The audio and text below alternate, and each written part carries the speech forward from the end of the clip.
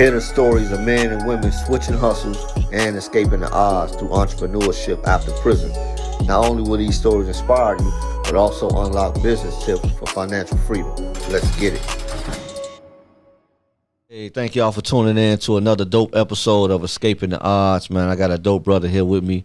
Once again, man, you know I keep some good people coming on, giving out some good information. Good brother with me, JMak from What's going on? Yep. From Couture World. We World Couture. It's a travel vlog, man. You know, yeah, We World Couture. WERELDKULTUUR. It's all together, no spaces. So how did you come up with that name first and foremost? So yeah, it's a travel vlog. So like basically, I've been traveling since I was like 13, 14. Like that was my first real experience traveling and all that, going on planes and experiencing different places within the states.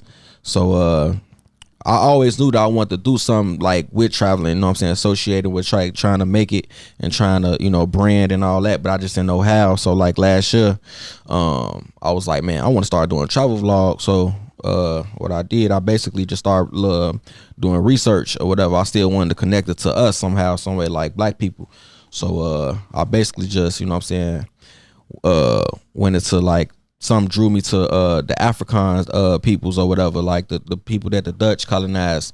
That's South Africa, right? Yeah, so South Africa, but not only South Africa. You got the West. They colonized some places in the West Indies, and they colonized some places some places I believe in South America as well. So the Dutch was just like the French and the Spanish and the British and everything else. So like the Dutch was a staple too. Like they say the Dutch was, you know what I'm saying, even though the Willie Lynch letter is like, you feel me, hearsay or whatever, but some people say like or believe that they were the ones that came up with that whole notion, like, you know what I'm saying, black people were slaves, drop them Indians, you know what I'm saying, only let the black people be slaves, stop letting white people be indentured servants and all that, and creating that caste system and all that. A lot of people believe that the Dutch was responsible for that. Okay. But and some historians also believe that they was like some of the cruelest when it came to slavery. So like the people that they captured, I was just captivated how they stripped the slaves of all of their culture and their language, but we were still able to prevail and come up with our own language, which is Afrikaans. Since Afrikaans is basically a dialect of Dutch on top of our language,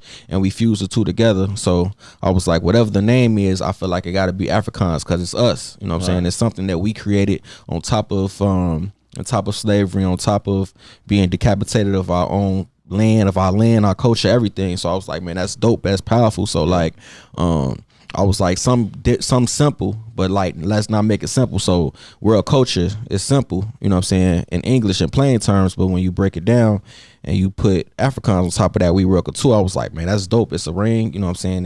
It keep the tongue going, you know. So I'm like, man, I want to name it that. So that's how it been. So ever since last year, stuck with the name, created the vlog, got merch coming soon. So been on and popping ever since. So you're a walking history book, man. Yeah. So you know, I got my little degree in history, man, from Chicago State. Graduated in 2018. So well, before that though, right?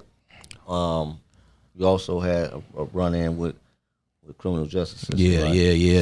How did that come about? That whole situation. My first real situation was when I was like 18. I was in high school, senior year in high school. I'm talking about weeks before prom. Got into it with some niggas in the school, you know what I'm saying? Basically, long story short, they tried to say them guys from my hood robbed them, you know what I'm saying? So we took offense to that because they basically saying like they gonna shoot up the hood or whatever. So we end up getting into it with the guys and all that. And reluctantly, I live right across the street from the school, you know what I'm saying? So everybody know where I live at the school, you know what I'm saying? Even the dudes that we get into it with. So he bring his mama around my crib, and basically, long story short, police was being called, you know what I'm saying? We fight, tussle and all that. Police being called, they tell the police I'm the shorty that robbed them with you know what I'm saying, with a gun. So, you know what I'm saying, they had the police report, you know what I'm saying, everything in order. So they booked me instantly. So basically, like his story wasn't adding up when they kept asking him, like, you know what I'm saying, he kept switching up his story. Mine stayed consistent. So I was in that party for like 2 days and in the jailhouse for like 2 days. I ain't go to the county. I was only in the, you know what I'm saying, at the department for like 2 days though. They just kept questioning me. They questioned me over like 100 times. So stayed consistent with the story, and they eventually let me go. So with the whole case, it eventually had ended up getting getting squashed out. Yeah, that got dismissed. You know what I'm saying? Right then, years later, what was that called? A unlawful use of a weapon. Bought a gun legally. Had a FOIA card, but didn't have my conceal and carry. Okay. Right, didn't have my conceal and carry. So ended up doing a day in the county and that, then bonded out. Had to find a dope lawyer, and ended up beating that in the motion. So, man, by the grace of God. So how, like, far as you had to find a good lawyer, right? So how did that whole thing? I know the ending, what happened, but take us through that whole experience, like, of actually being in the system again. With getting a lawyer, or no, just like that whole experience, like you didn't know what was gonna happen with you. You. Right, hell no, yeah, like that whole, it's a big question mark. You know what I'm saying? Like going through being processed. You know what I'm saying? Going to that bond hearing or whatever, and you know what I'm saying? It's just like, it's surreal. And then just like hearing that judge just throwing out numbers like it's candy, that shit fucked up. Like that shit that fuck your head up right then and there. Like for your first time going through that experience though, like, you know what I'm saying, you hearing the judge just say, oh, gun case, oh, okay, yeah, 50,000. You know what I'm saying? Damn, like, you know what I'm saying? Like, who, you don't know nothing about me. You know I ain't got no prior offenses. Like, it's just like that. Like, you know what I'm saying? That fucked me up. You know what I'm saying? So knowing that I had to talk to. They gave you a high bond. So 50,000, that pretty much meant you needed 5,000 to get out. Exactly. Okay. Right. So, you know what I'm saying? Me going back and forth with my OG, going back and forth with my family and all that, trying to get the money up. You know what I'm saying? Within that first 24 hours shit, that shit was tough. Like, and by the graces of God, like, you know what I'm saying, I had a couple of months. I'm only 22, 23 at the time. Like, I ain't really had no money like that. You know what I'm saying? I had just got a job. You feel me? Had to go to work the next day.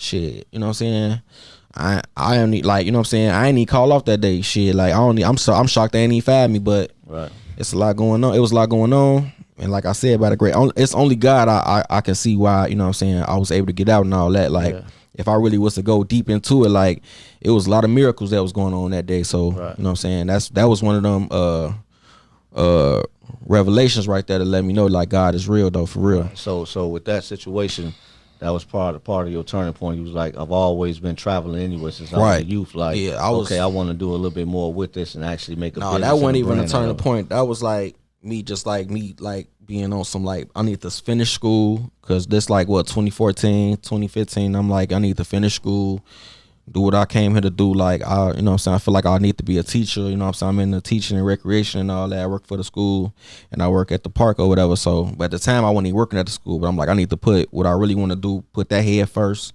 stop playing around, stop trying to party all the time, be with the guys, telling my little 9 that I just bought, you feel me, with a FOIA card and all that, trying to play fake tough, you know what I'm saying, trying to, you know what I'm saying, being and hanging in crowds, intermingling crowds I ain't supposed to be intermingling with, you know what I'm saying, because you get caught in that life, you know what I'm saying, but and 2 minutes of that, or 2 seconds of that, it costs you your life. Exactly, because I met a lot of guys in there, like, just the story, just like me, not really into that life like that, you know what I'm saying. Know a couple of guys is a part of their life, but like, you not really a part of their life, but you know what I'm saying, it might be you, like, you ain't got money to bond out, so now you got to sit down, you know what I'm saying, right. You know what I'm saying, for 6 months to a year. Right. You know what I'm saying? So trying to fight a case. let's get more into the vlog and talk about, like, how pretty much, like, your first trip and a lot of things you got going on with it, as it relates to where you want to see the brand grow to. And also an interesting point, and we talked about this before, people with backgrounds of felony conviction, there's some places in this world where we're not allowed to go. Right. And so I want to touch on that, but first let's talk about the whole vlogging thing, like with the YouTube channel and things of that nature, and how that's coming for you, and where you see the company going, the brand going. Yeah, so like I started the YouTube channel like a year ago. I want to say like last year April. And the first video I posted on there was my trip to El Salvador. And that was like one of the best experiences I had. So yeah, I just posted that, and like I saw the numbers was going up or whatever. So I was like, yeah, that intrigued me. But like one day, I basically want to monetize the YouTube channel one day. So I know you need like 1,000 subscribers to monetize and so many hours of viewership to monetize your YouTube account. So that's one of my first short-term goals. And then a long-term goal, long-term game, basically I want to network with other networks and try to get like a contract. So like what really put me in position or gave me the vision for this was a guy by the name of Anthony Bourdain. I don't know if you're familiar with him, but basically white dude, white chef or whatever. Cooking pretty much, right? Yeah, he was a white chef or whatever, but he first he was on Travel Channel, but he just went around the world and studied people culture, studied people you know what I'm saying, how they living and all that, the politics and all that. And first he was on Travel Channel, but then they picked him up on CNN. Mm-hmm. And when they said how much he was getting paid for what he was doing, and he had all the creative rights, I'm like, that man getting $20 million for this, you know what I'm saying? Travel free, you know what I'm saying? Live wherever he stay wherever he want to stay, and just to talk shit with other people from other countries. Oh, that's what I want to do. Yeah. You know what I'm saying? Like I want to be the black version of that. You know what I'm saying? Right. So that's what basically inspired me to do what I'm doing now. So what are some of your experiences you had in El Salvador that you could share that was kind of what you probably didn't expect? That black people, bro. Really? Okay. Black people, bro. Black people, like. I knew like it was like probably a speck of us, but I ain't know it's a whole Caribbean side. Like they call it the Caribbean side or whatever on the Pacific side, because like when you go to Costa Rica, it's like it's a Atlantic side and it's a Pacific side. Caribbean side I believe is on the Pacific side, but basically all throughout like how, you know what I'm saying, how they look, like they look darker, you know what I'm saying? A lot of people are darker, you know what I'm saying? Like I'm expecting a lot of them that look like Mexican or whatever. Yeah. You know what I'm saying? But no, a lot of them was darker. And then the food. And the food was like not like, I'm not gonna say like it's like all the way better, but Costa Rica was one of the places where like the food was, everything was fresh, bro. Like, cause they don't have what we have. Like they don't do processed foods. Everything that they do is prepped. And like the animals is killed that morning. Right. The fruit is picked that morning. You know what I'm saying? So they don't do no pesticides and all that what we do, and that stuff is made and prepped that morning. They wake up 3-4 in the morning just to do that and give it to the people. So what about what about cost of living as well? Because as you know, the podcast, we try to focus as well like on the entrepreneurial side and get into the nitty gritty of the numbers of things. So far as with the cost of living there, like I've heard cheap. Some place you can actually go and you can live on a fourth of what you may pay in the United States and live and with better amenities and that whole nine. Yeah, it is that. Like, and actually the my principal, actually I kind of inspired her. I would say I would take that credit because I told her about it. And her husband actually went out there, man. They found a plot of land. They bought a plot of land and getting it built for $25,000 US. Wow. So like they getting like a 2-bedroom like house on the Caribbean side. It's called Yaco Beach. Okay. JACO Yaco Beach on the Pacific side. It's like a Caribbean area, and they found land. They invested in it and everything. Got the people or whatever, the contractors to build it, and it was only $25,000 US. Wow. So I don't know how much that is when you equate it to their dollar, but yeah, like the US, and that's the whole thing about what I'm trying to do too. Like I'm trying to teach people like America ain't been shit to black people, but black people, we can use that to like, you know what I'm saying, what I'm looking for, advantage. To our advantage. Exactly. Right. We can use that to our advantage. Us being from this country and using this dollar as equity in other places, bro. Like for real, Jamaica, Costa Rica. Like what are some of the things you can see that a person can do with our US dollar over there that could be advantageous to them? Man, my whole thing always has been real estate. Okay. Real estate. Like, man, because the thing is, and what a lot of people don't know, what they try not to teach us is, like, I think Costa Rica is, if not number one, it's most definitely in the top 3 where people going to retire. Okay. You know what I'm saying? So you can easily, you know what I'm saying, try to stack up your US dollar out here. And you know what I'm saying, even if you don't want to leave the US, still just buy land out there, and people, all the retirees and everybody that's moving out there, rent out your land to them. Right. So basically, and that's forever money. You know basically like an Airbnb. Your that's what everybody doing right now. Property, that's what everybody doing right now, man. Like everybody is buying these cribs, buying these condos, building land, building on the land, and renting it out, or staying there, or, you know what I'm saying, renting out to the people that's native to the place. You know what I'm saying? But that's just money that's gonna be there forever, and it's a great investment, and it's cheap. You know what I'm saying? So like that's one thing I'm trying to teach people as well, because like in the next 5 years I already see myself investing in Costa Rica and Africa, bro. Like them like the top 2 places on my list. Okay. So as far as what Africa, what are you saying over there?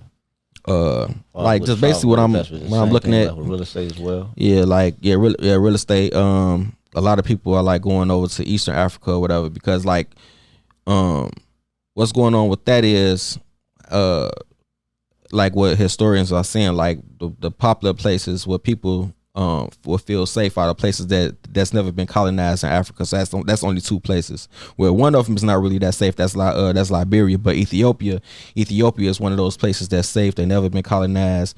They don't have no European country or no fractions over there that's overlooking the place right now. So they've been they've been independent, and they never been colonized. And the US dollar is also powerful out there.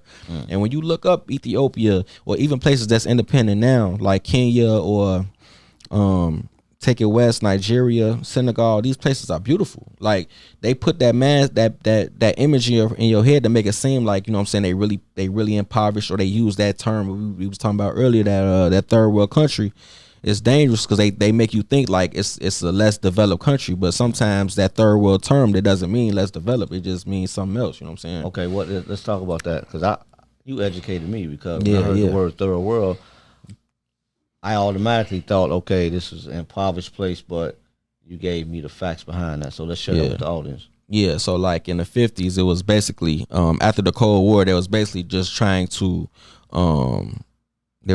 break down all the countries. So the first world is America and its allies. So first world country, second world country, third world countries. So first world meant America and its allies. Second world meant America's enemies, and third world meant everyone that's not associated with the first world and the second world.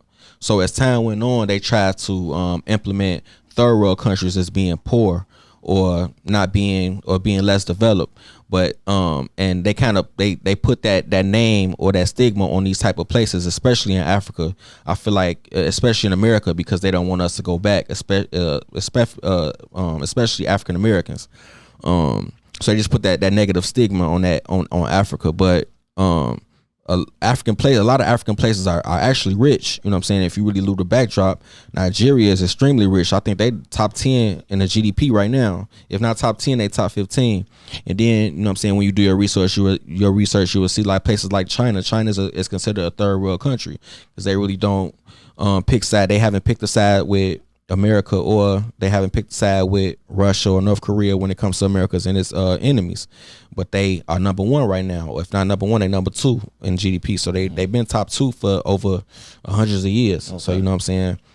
So like they just try to play with you, and they will never say like, oh, well, China's a third world country. They will never tell you that because they don't want you to really know the truth. Now some of those countries, whether they're third world or even second world or first world, there's some places I can't go because I have a felony. Exactly. And there's certain crimes that they allow to end, and others they won't, as it relates to a felony, correct? Exactly. Like for instance, let's talk about Japan for a second. I've always wanted to go to Tokyo, but because of my drug felony, right, I'm unable to go there, right? Yeah, so right, Japan is one of those countries where so they're receptive to majority of all felonies except drug related felonies, which is ironic because they love opioids out there.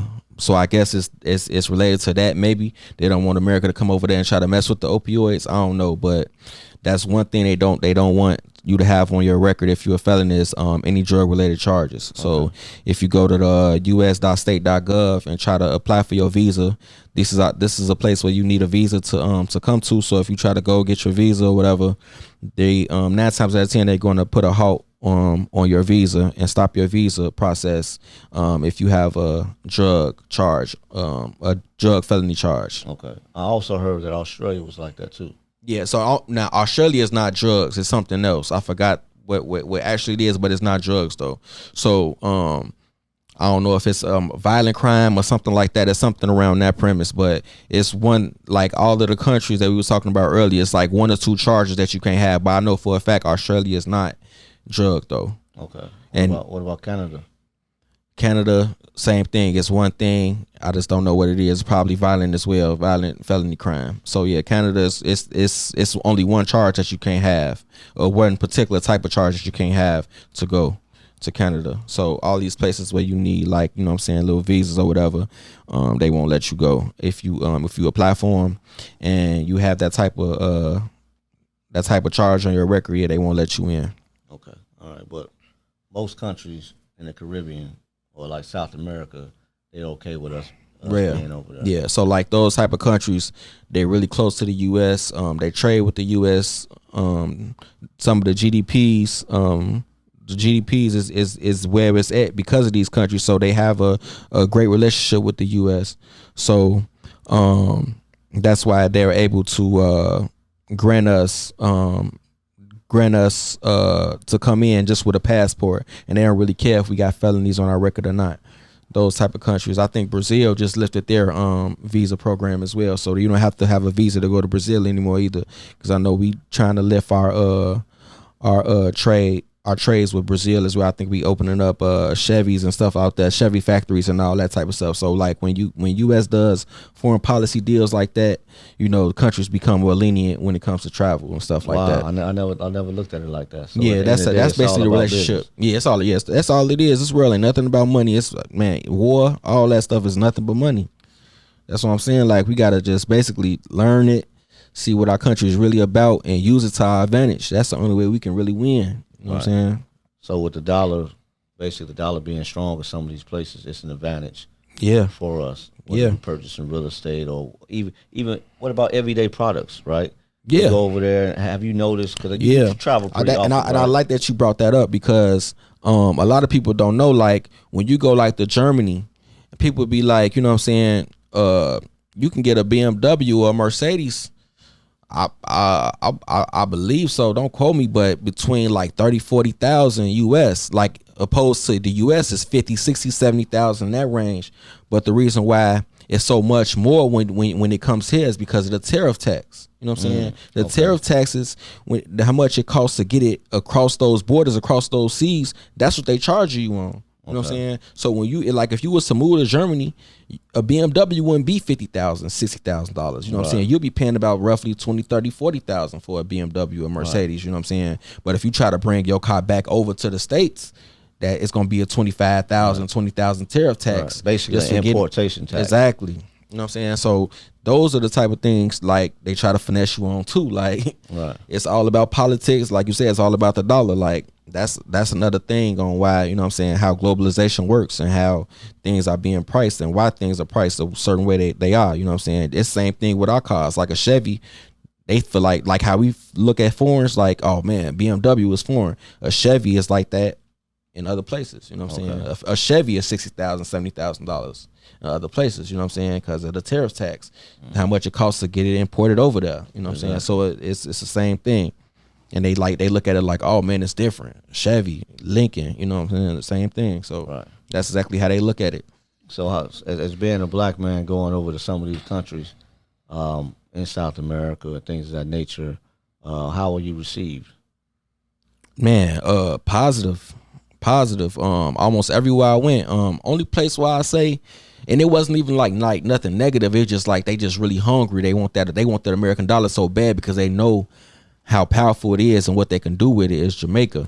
So when I went to Montego Bay and then I went over to Negril, they was just like, man, they shysters. They want that US dollar, so they do anything for it. So like they own you. It'd be about 4, 5, 6, 7 guys around you, surrounding you, trying to get that US dollar, trying to sell you something, trying to beg for it. You know what I'm saying? So they know how powerful that US dollar is. They don't even want their money in Jamaica. So like that's one place where I was just like, it's not negative. They love us. Like, man, they love us. It's just like, but that was one of the places I felt like, man, like, damn, like, you know what I'm saying? Back off, you know what I'm saying? But it was cool, though. It was still all love, though. I haven't felt no type of malice, no type of negativity, nowhere I went so far. Because they know, like, they receptive because they know in all actuality and all, you know what I'm saying, factual standpoints, we are really the same people. Right. You know what I'm saying? They know that, like, even in these places like, you know, Mexico, Puerto Rico, Central, South America, basically they ain't not nothing but Spanish people, black people, and Native Americans mixed. You know what I'm saying? You feel like traveling give you like a sense of freedom? Oh yeah. You just got back last night? Yeah, just got morning, back right? this morning. Yep, just got back 5-6 this morning. Okay, where'd you go to? I went to Cancun. So I went to Mexico City first, and then had a layover in Mexico City. Then I went over to Cancun. Man, it was beautiful. Like, man, I didn't realize that Mexico City has the largest population of people in a city. I did not know that by population in the world. Did not know that. I think it's like 20 million people in that city. Man, I did not know that. New York has 8.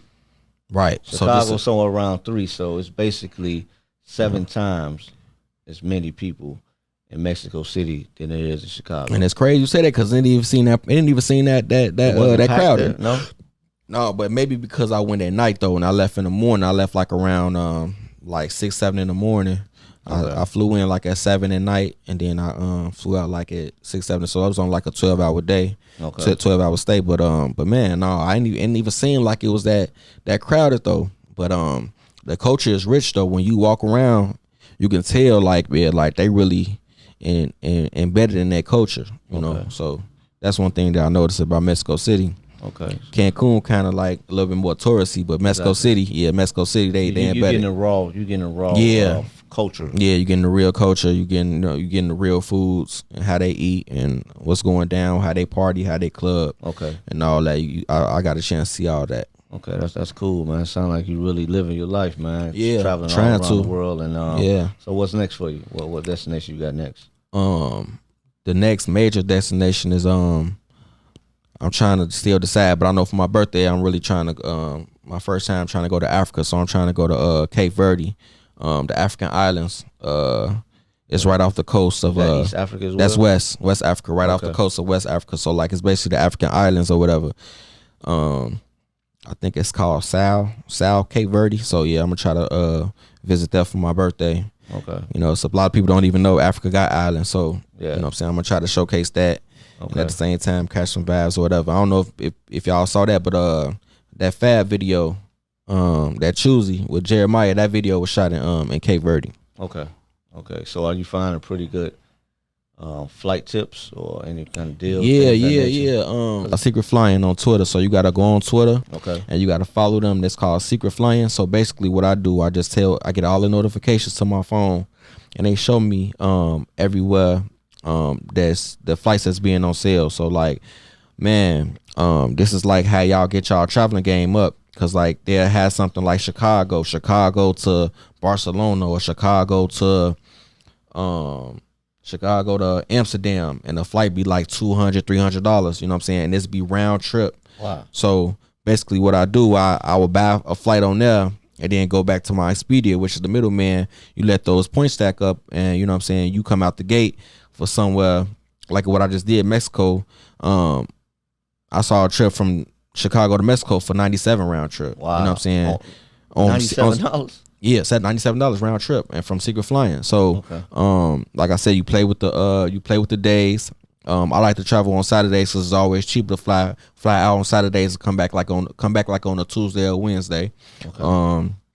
And I got the hotel on Expedia, got the rental with those points. I came out the gate only spending like $300 for my whole flight and hotel. So like that's just ways that you can really travel and really get out here and explore the world. And the whole for little to no money. And as far as with the hotel, are they like 3-star hotel? Or are you talking about a road? So what I like to do is I like to do vacation rentals. So these people that post on Airbnb, they also post on Travelocity, Expedia, those places as well. Okay. They post on those places as well. So like and it's way easier to get on Expedia than it is Airbnb, because Airbnb has a lot of like contingencies and stuff that they don't promote. We don't want you to do this, we don't want you to do that, you got to be this age and all that little stuff. And they can also deny you when you put all your information in. That's why I don't really like Airbnb, because they can say yay or nay based off your picture and based off your information that you provide. Okay. But Expedia can't say no.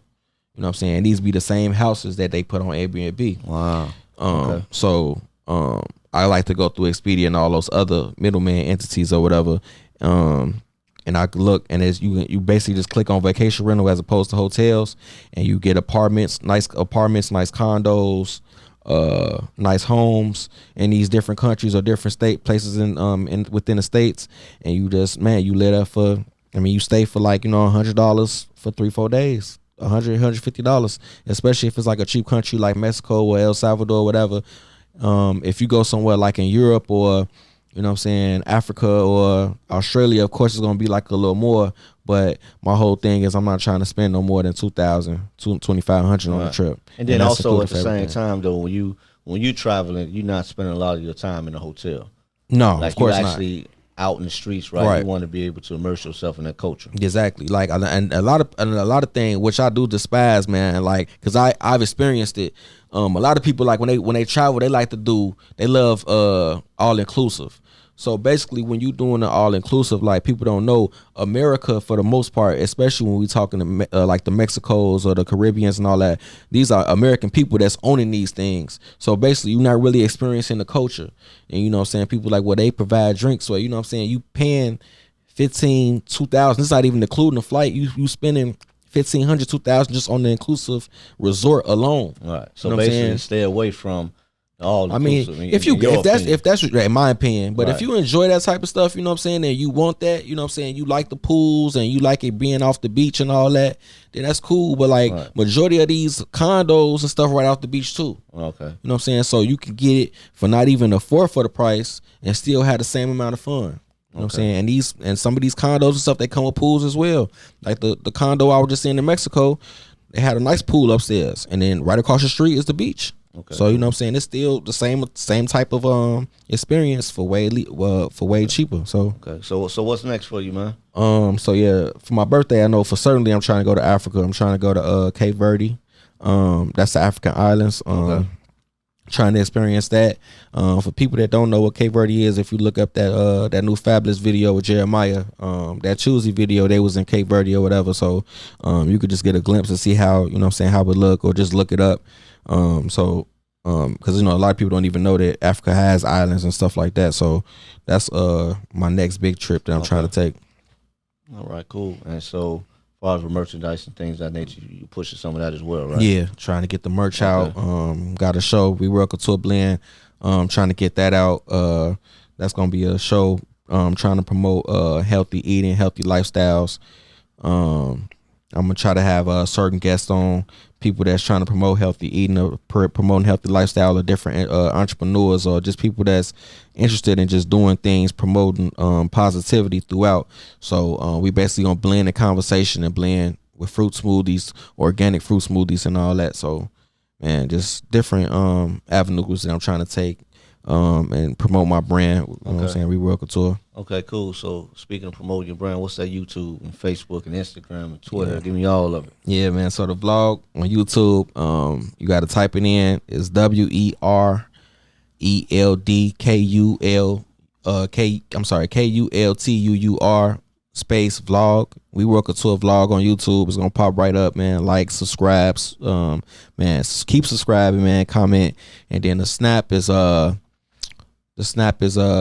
World Traveler. Snap and Instagram is World Traveler _ JMak, and then the Facebook is John McAfee. McAfee is spelled MCAFEE. So man, just like, man, keep subscribing, support. On all those avenues I just gave you, you will see my videos being posted. And stuff. The videos that you will see is like El Salvador, Star of Rock, Miami. You got Cancun coming soon, Las Vegas coming soon. A lot of trips, Costa Rica, Jamaica, all that is coming soon. So we just gonna keep it pushing, keep it rocking, man. Okay, man. Thank you for coming through, man. We definitely appreciate you, man. Like Escaping the Odds, we like to unlock the freedom. So you definitely doing that with your travels and giving up good tips and things of that nature, man. Yeah, no problem. Continue to keep doing what you're doing, man. Travel the world, man. Expose other people in our culture to different cultures. And I think that's important for us to be able to actually leave some of us the inner cities of America, man. That's where we both come from, and definitely grateful that you on this journey, man. So we appreciate it, man. And anytime, slide back through, man. Any more hot tips you got for us, man? I got you. Yeah, definitely. We all about that, man. So thank you all for tuning in to Escaping the Odds. Another dope episode, man, with a dope brother, World Couture. Y'all watch him. subscribe, like, comment. Y'all do the same for Escaping the Odds podcast.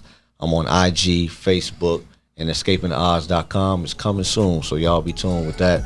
Thank you all. Take care. Peace.